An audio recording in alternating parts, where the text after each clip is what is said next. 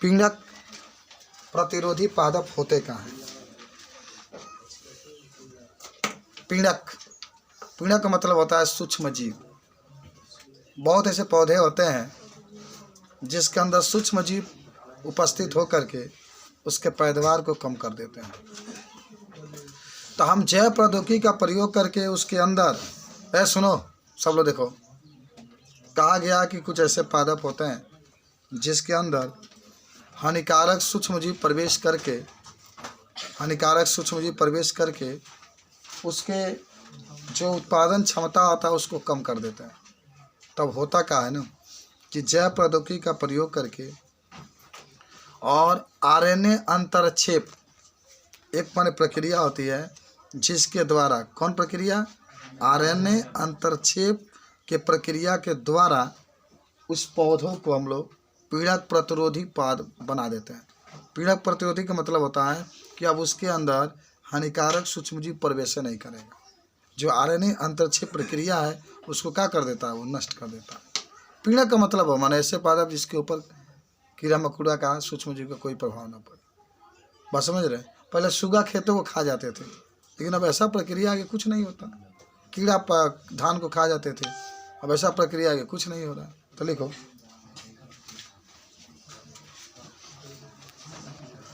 कुछ हानिकारक सूक्ष्मजीव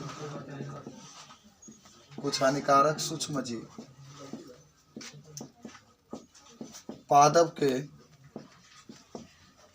अंदर प्रवेश करके उसके पैदावार को कम कर देते हैं।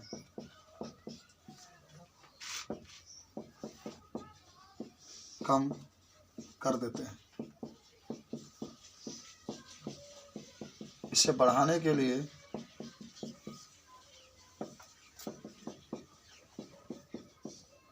हम जैव प्रौद्योगिकी का प्रयोग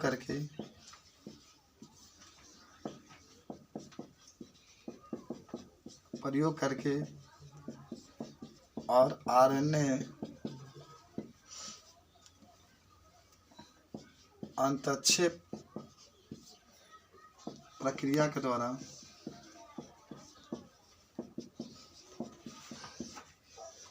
पादप को पीड़क प्रतिरोधी बना देते हैं।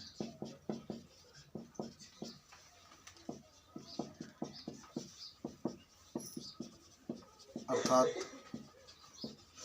अब पादप पर कोई सूक्ष्मजीव का हानिकारक प्रभाव नहीं पड़ता है।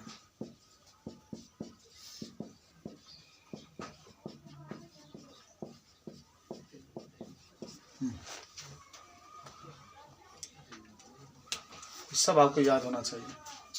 पीड़क प्रतिरोधी पादप का मतलब यही होता है कि उसके अंदर कैपेसिटी पैदा करना है। आज आपके सबसे पहले केमिस्ट्री की शुरुआत में आपके स्क्रीन पर 4 हेडिंग सबसे पहले दिखाई दे रहे हैं। रेशमिक मिश्रण क्या होते हैं, धारण क्या होते हैं,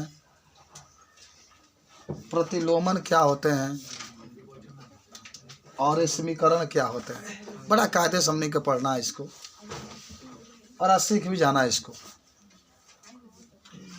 कल आप पढ़े थे कि समतल ध्रुवित प्रकाश जब घड़ी की दिशा में गति करता है तो हम उसको दक्षिण ध्रुव कहते हैं, और जब समतल ध्रुवित प्रकाश घड़ी के विपरीत दिशा में घूमता है तो हम उसे वामावर्त घूर्णक कहते हैं। अब दोनों जब एक साथ गति करेगा, जब दक्षिण ध्रुवण घूर्णक और वामावर्त ध्रुवण घूर्णक, दोनों एक दूसरे के क्रियाशीलता को नष्ट कर देता है। दोनों एक दूसरे की क्रियाशीलता को क्या करता है? नष्ट कर देता है। तो इसका घूर्णक शून्य हो जाता है और जब गुणक शून्य हो जाता है तो इस क्रिया को या इस प्रकार के जो मिश्रण लेते हैं, जो विलयन लेते हैं, उसे रेशमिक मिश्रण या इसको रेशमिक अंशांतरण कहते हैं। बात समझ में आई?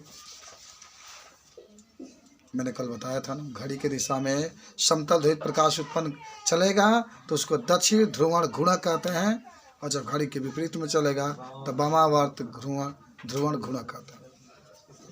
जब दोनों एक साथ मिलेंगे तो एक दूसरे की क्रियाशीलता को नष्ट कर देते हैं, तो जो उसके अंदर विलयन होता है उसको रेशमिक मिश्रण कहते हैं। रेशमिक मिश्रण, मिश्रण माने विलयन। तो लिख लेते, थोड़ा सा लिखो कि जब दक्षिण खूब आराम आराम से, बहुत मजा आता है पढ़ने में, ध्रुवण गुणक तथा वामावर्त, सुन के लिखता रहना, वामावर्त ध्रुवण गुणक। कल के पढ़ाया गया है सब? कब पढ़ाया गया? कब पढ़ा रही थी?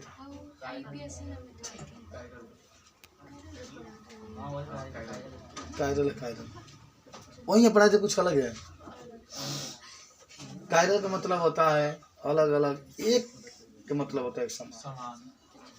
तो जब दक्षिण ध्रुव गुणक तथा वामावर्त ध्रुव गुणक एक साथ मिलते हैं, याद करो, एक साथ मिलते हैं, तो ये दोनों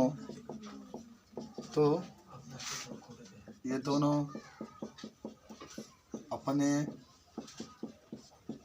अस्तित्व को खो देते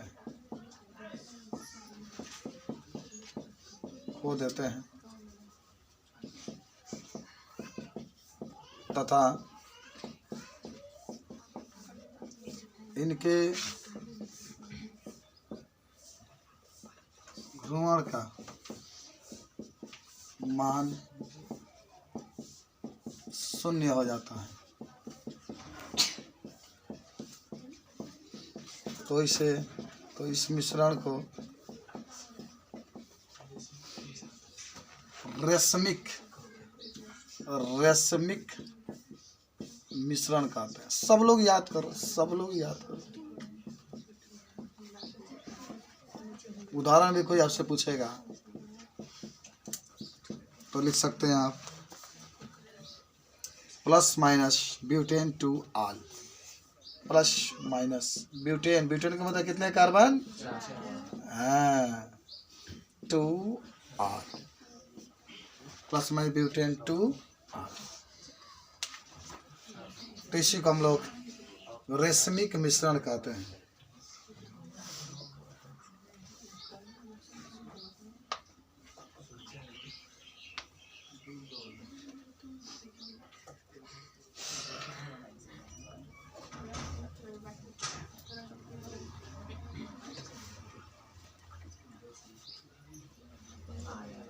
अब बात होगी धारण की। सब लोग लिख लिए बात, सब लोग लिख लिए उसको। अब बात होगी धारण की। अच्छा, कल पढ़े थे ना आप, अब हम बता रहे हैं, अब बाद में लिखना छूटा होगा तो। असम्मित कार्बन की बात हम लोग किए थे। एक कार्बन था, उसके साथ अलग अलग कहा हुए थे, परमाणु जुड़े हुए थे। तो अब देखो धारण का मतलब क्या होता है ना, कि जो असम्मित कार्बन है उसके बॉन्ड नहीं टूटते हैं, उसके बॉन्ड उसके साथ जुड़े होते हैं। क्रिया कराने के बाद भी दूसरा कोई आता है लेकिन वो जुड़े होते हैं, तो इस क्रिया को हम कहते हैं धारण।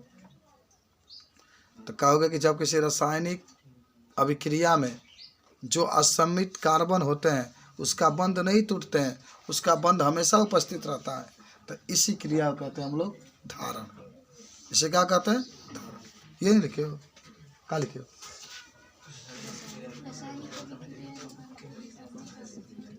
देख लो, रासायनिक अभिक्रिया में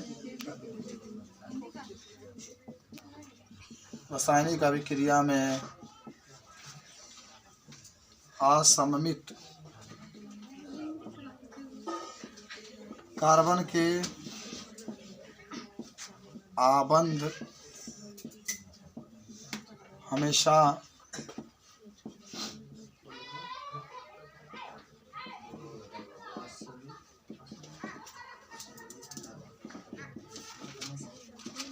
आबंधित होता है तो इसे धारण कहते हैं।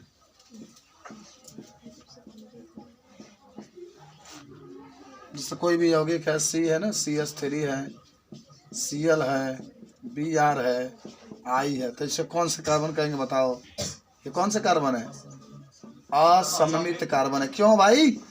इसके साथ सब परमाणु अलग अलग जुड़े हुए, इनकी आबंध बनी रहती है। नहीं कभी Br भले टूट कर कोई आ जाएगा अलग चीज, लेकिन वो बना रहेगा। 4 का 4 उपस्थित रहेगा, किसी को हम लोग कहते हैं धारण। इसी को हम लोग क्या कहते हैं? धारण। जल्दी से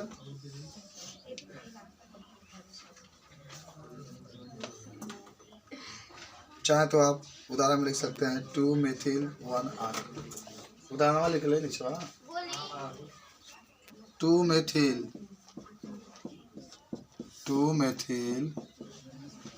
मेथिल मतलब जानता हो ना, CH3 ब्यूटेन-1R। अगर सूत्र बता सकते हो बता दी था नहीं। पहले ब्यूटेन लिखो 1 2 3 4, पहला पर OH जोड़ दो 1 2 3 4 और दूसरा पर मेथिल जोड़ रहेंगे तो बने। अब सजा समझ रहे हो? चलो अब आ जाए कंपनी के प्रतिलोमन।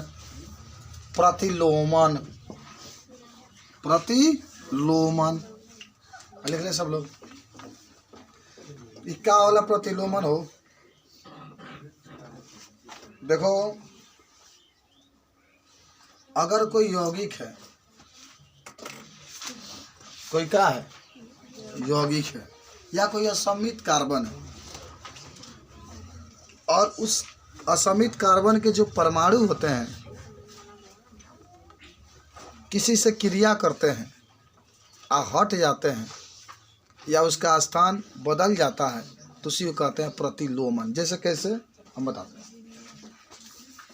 प्रतिलोमन पहले देखते हैं। देखो जैसे हमारे पास एक यौगिक है, C है, Cl है, Br है, CH3 है, मान लो I है।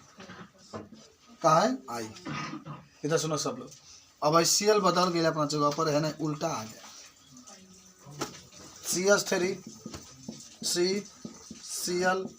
Cl नहीं, I कर दे जा Br क्या होता है? Cl। तो इसी को हम लोग कहते हैं प्रतिलोमन। प्रति का मतलब होता है उल्टा, कि जब कोई यौगिक है, जब कोई असमित कार्बन है, उसके साथ कोई परमाणु जुड़ा है और परमाणु अपने स्थान को बदल देता है, तो इस क्रिया को क्या कहते हैं? प्रतिलोमन। देखो बदल दिया, पहले Cl यहाँ था, अब यहाँ पर आ गया।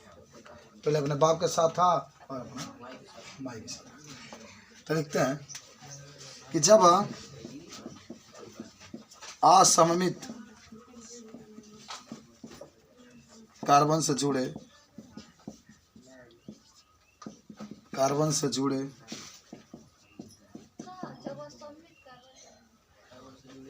क्या बोलो परमाणु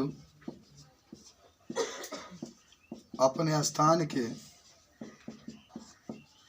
विपरीत आ जाते हैं। ये सब आसान बात। प्रति प्रति प्रति प्रति का मतलब विपरीत आ जाते हैं, तो इसे प्रतिलोमन कहते हैं। प्रतिलोमन कहते हैं। उदाहरण में लिख लेना नीचे वाला। इस बार तुम लोग आपके पास से एक यौगिक दिखाया गया है। इस यौगिक में देखेंगे ये मुख्य यौगिक है, ये कार्बन है। कार्बन की 4 संयोजकता होती है। एक कार्बन के साथ C2H5, एक के साथ H, एक के साथ X और एक के साथ CH3। यह हाइड्रोजन है। हमने क्रिया कराया Y से, Y भी यहाँ पर है, इसी से 2 यौगिक बनता है। तो एक बार Y कहाँ बन रहा है मालूम है? X के विपरीत बन रहा है। X अगर इधर था, ठीक है, X अगर इधर था तो क्या हुआ? X आप विपरीत जगह पर बन रहा है। जहाँ H है उल्टा बन रहा है। H देख रहे हैं ना, उलट गया है। H इधर चला गया है और X इसके जगह पर चला गया है। X की जगह पर माने Y आ गया। कहने का मतलब ये था जगह वही है यहाँ पर, ये जैसा है वैसे ही है यहाँ पर। ये वाला अदला बदली कर लिया। मान लो X को तो Y को तो इधर होना चाहिए ना, तो क्या हुआ, एच इधर चला गया है और जो क्रिया कराए ना एक्स को हटाए हैं तो जो वाई बनेगा, जो वाई जुड़ेगा एक्स के ऊपर उल्टा आ गया। और एक टाइप का और यौगिक बना है, देखो यहाँ पर जो यौगिक बना है सेम बना है, जैसे ये है सेम बना है, बस एक्स हटा है, केवल इसके जगह क्या आ गया यौगिक।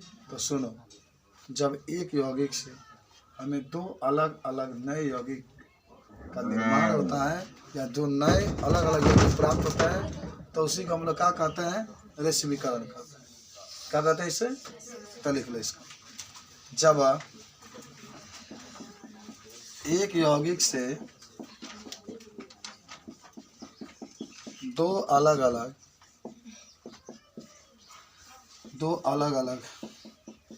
यौगिक प्राप्त होते हैं, तो लोग बहुत अच्छा लग रहा होगा क्लास में, क्योंकि आप पढ़ के जा रहे हो, वहाँ पढ़ाया जा रहा होगा। अब तो उसे रेशमीकरण कहते हैं।